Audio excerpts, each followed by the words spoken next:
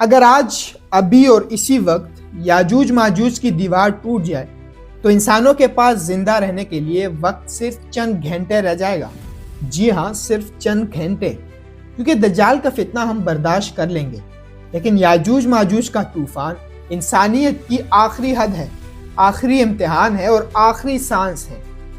یہ کہانی وہاں سے شروع نہیں ہوتی جہاں آپ سمجھتے ہیں، یہ کہانی دجال کے ظہور سے بھی بہت پہلے شروع ہوتی ہے۔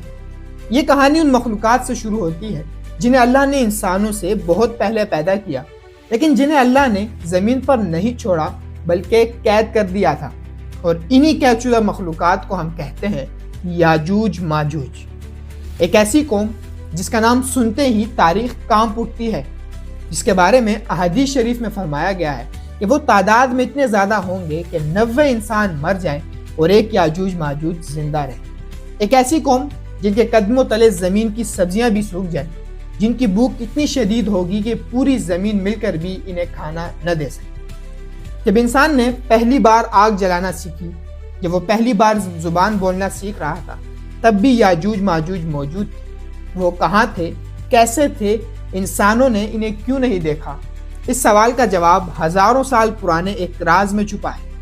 زمین کے اس حصے میں جہاں پہاڑ آسمان کو چھوتے ہیں، جہاں سردی انسان کے خون کو جما دیتی ہے، وہاں ایک جگہ ہے جسے اللہ نے قیدیوں کے لیے چن لیا تھا۔ وہ قیدی کوئی عام مجرم نہیں تھے، وہ تھے یاجوج ماجوج۔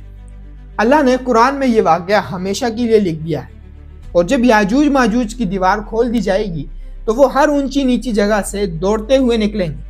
جی ہاں، دوڑتے ہوئے، صرف چلتے ہوئے نہیں۔ یہ لفظ بتا رہا ہے کہ وہ طوفان کی طرح بہتے ہوئے، زمین کو رونتے ہوئے، اندھے ہو کر نکلیں گے۔ حدیث شریف کا مفہوم ہے کہ یاجوج ماجوج ہر نسل میں ہزاروں بچے پیدا کرتے ہیں، اور ان میں سے ہر ایک مرنے کے بعد کہتا ہے کہ ایک ختم ہوا، ہزار باقی ہیں۔ یہ وہ قوم ہے جس کی نسل ختم نہیں ہوتی، جس کی تعداد ہر لمحے بڑھتی ہے، جس کی بھوک کبھی نہیں مٹتی۔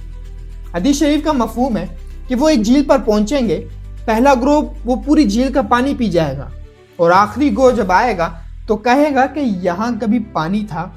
تو ذرا سوچئے کہ ایک قوم اتنی زیادہ ہو کہ پورا سمندر ان کے لیے چھوٹا پڑ جائے۔ کبھی کبھی تاریخ کے صفحے انسان کو اس کی اوقات یاد دلاتے تھے۔ ایک بادشاہ جسے اللہ نے زمین کے مشرق و مغرب تک پھیلنے والی سلطنت دی، وہ بادشاہ ذوالقرنین کہلاتا ہے۔ لوگ اس سے فریاد کے لیے آئے اور کہا کہ اے ذوالقرنین، ہمارے اور ان یاجوج ماجوج کے درمیان ایک دیوار بنا دیجئے۔ یہ زمین پر فساد کرتے ہیں، یہ کھیت کھا جاتے ہیں، یہ بچے اٹھا لیتے ہیں اور یہ عورتوں کو غلام بنا لیتے ہیں۔ ذوالقرنین نے اللہ کے حکم سے ایک دیوار بنائی، لوہے کو آگ میں پگھلایا، 2 پہاڑوں کے درمیان ڈالا اور پھر اس پر پگھلا ہوا تانبا چڑھا دیا، اور یوں ایک قوم کو ہزاروں سال کے لیے قید کر دیا گیا۔ لیکن یہاں کہانی ختم نہیں ہوتی، یہ تو صرف وقفہ تھا، پوری انسانیت کو ایک آخری سانس لینے کا وقفہ۔ لیکن اصل سوال یہ ہے کہ یہ دیوار کب ٹوٹے گی؟ ہر دن، ہر رات، ہر لمحے یاجوج ماجوج دیوار کو کھودتے رہتے ہیں۔ حدیث شریف کا مفہوم ہے کہ وہ دیوار کو کھودتے رہتے ہیں یہاں تک کہ سورج غروب ہونے کے قریب ہو جاتا ہے، پھر ان کا لیڈر ان سے کہتا ہے کہ بس اب کل دوبارہ کھودیں گے۔ لیکن جب وہ اگلے دن واپس آتے ہیں تو دیوار پہلے سے بھی زیادہ مضبوط ہو چکی ہوتی ہے۔ پھر آخرکار ایک دن جب اللہ کا فیصلہ آ جائے گا، جب وہ وقت آ جائے گا جسے پہلے نہ کوئی نبی روک سکا، نہ کوئی بادشاہ، تب ان کا لیڈر کہے گا انشاءاللہ کل دیوار مکمل ٹوٹ جائے گی۔ یہاں جملے کا وزن سمجھیے، اس دن وہ انشاءاللہ کہہ دیں گے اور اللہ کی مشیت بدل جائے گی، اور اگلے دن جب وہ واپس آئیں گے تو دیوار اپنی جگہ پر نہیں ہوگی اور زمین پر قیامت کا آخری باب کھل جائے گا۔ حدیث شریف کا مفہوم ہے جب یاجوج ماجوج نکلیں گے تو وہ ہر چیز کھا جائیں گے، ہر جاندار مار ڈالیں گے اور کہیں گے کہ ہم نے زمین کے لوگوں کو ختم کر دیا ہے، اب ہم آسمان والوں سے لڑیں گے۔ وہ اتنے زیادہ ہوں گے کہ انسانوں کو کہیں پناہ نہیں ملے گی۔ امام مہدی اور مسلمانوں کی آخری پناہ گاہ ہوگی طور پہاڑ، اور دنیا صرف چند دنوں کے لیے باقی رہ جائے گی۔ اب ذرا اس وقت انسان کی بے بسی دیکھیے، جب یاجوج ماجوج زمین پر پھیل جائیں گے تو کوئی ہتھیار ان پر اثر نہیں کرے گا، نہ گولیاں، نہ میزائل، نہ ٹینک اور نہ ہی نیوکلیئر طاقت۔ مسلمانوں کے پاس صرف ایک چیز باقی رہ جائے گی اور وہ ہے دعا۔ اور پھر عیسیٰ علیہ السلام آسمان کی طرف ہاتھ اٹھائیں گے اور اللہ سے دعا کریں گے، اور اللہ ان کے جسموں میں ایک خاص قسم کا کیڑا بھیج دے گا جو ان کی گردنوں میں پڑے گا، اور وہ سب ایک ہی رات میں مر جائیں گے۔ یعنی جنہیں انسانیت ہزاروں سال تک قید رکھ نہ سکی، اللہ انہیں ایک لمحے میں ختم کر دے گا۔